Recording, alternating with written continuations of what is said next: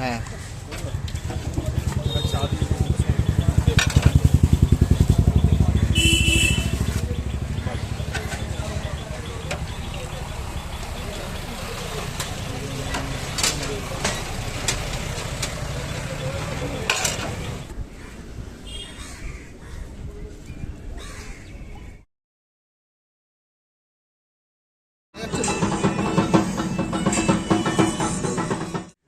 বন্ধুরা, আজকে ঘুরতে ঘুরতে চলে এসেছি হঠাৎ সেই ফেমাস লালু ভুলুর খাসির চর্বির ঘুগনির দোকানে।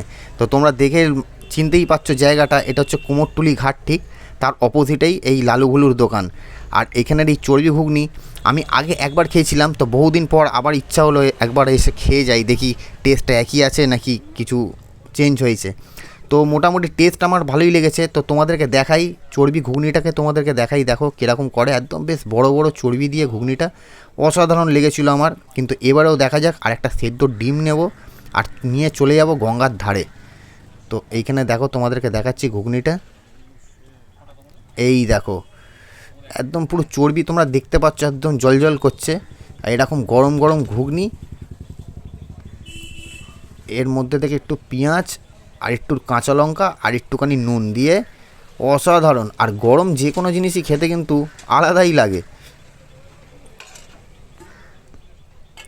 তো দেখতে পাচ্ছ উপরে চর্বিগুলো কিন্তু একদম পুরো হাসছে, একদম পুরো জল করছে। আর চর্বির সাইজগুলো তোমরা দেখতে পাচ্ছ, খুব একটা ছোট না।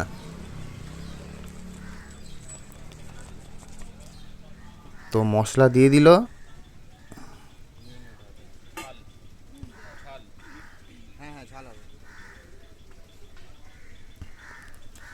হালকা লঙ্কা না থাকলে একটুখানি ঝাল ঝাল গরমের মধ্যে কিন্তু আলাদা মজা লাগে।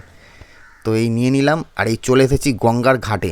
আর এইখানে দাঁড়িয়ে কিন্তু এই চর্বি ঘুগনিটা খাওয়ার অনুভূতিটাই আলাদা। আর এখানে একটা গরম সিদ্ধ ডিম, ওফ, মানে সব শুদ্ধ মিলিয়ে কিন্তু অসাধারণ। লাস্টে একটা চা হবে।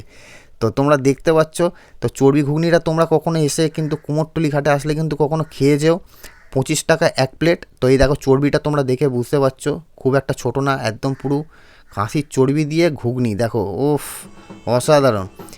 তো খেলাম, তো মোটামুটি আমার আগের মতনই লেগেছে, একটু নুনটা বেশি লাগছে, কিন্তু একদম দারুণ, মানে কোনো কথা হবে না।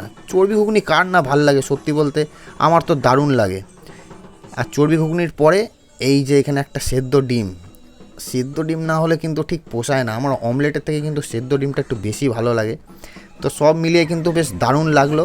এবার একটা চা খেতে খেতে এই ট্রেনটাকে দেখছি, তারপরে ভিডিওটাকে আমি শেষ করব। তো বন্ধুরা, কেমন লাগলো তোমরা আমাকে জানিও কিন্তু।